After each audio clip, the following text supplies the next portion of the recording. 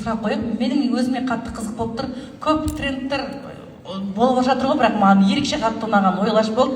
Бірақ мен сол уақытта сол трендке сай түсіріп үлгермей қалдым. Ол кезде кішкене көңіл-күй төмен болды.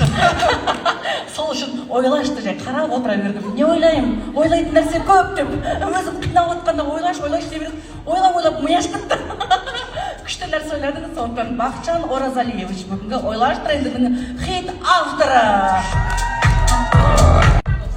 Ойлашсыз қиналып, ойланып Қазақстанға менмін деген кино шығарып жібердіңіз.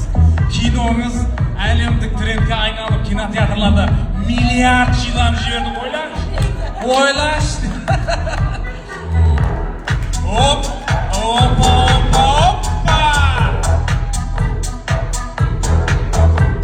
Ойлаш, сіз жылдың Prime Rise'ды атандыңыз. Ойлаш, сіз осы күн болатынын ойладыңыз ба? Ойлаш, сен бизнесменсің. Сен бизнес-ледисің. Қаншама қиналып, қаншама әрекетті бірді екіге, екінің үшке жалғап жүріп үлкен бизнесмен болдыңыз.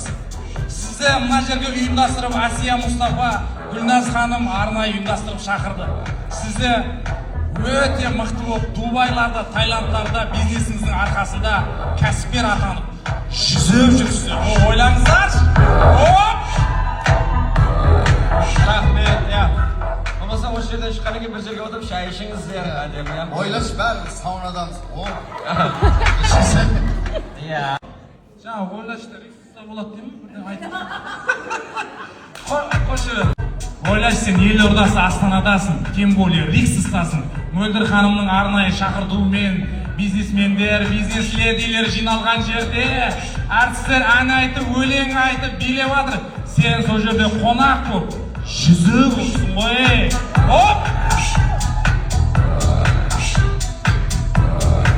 Рахмет, я. Бақытжан мырзаның қошеметін шығарып салайық. Әйтпесем, я, рахмет. Әйтпесем, қаттырақ ойланып кетіп жатырмын мен жаңаға сауна деген сөзден кейін.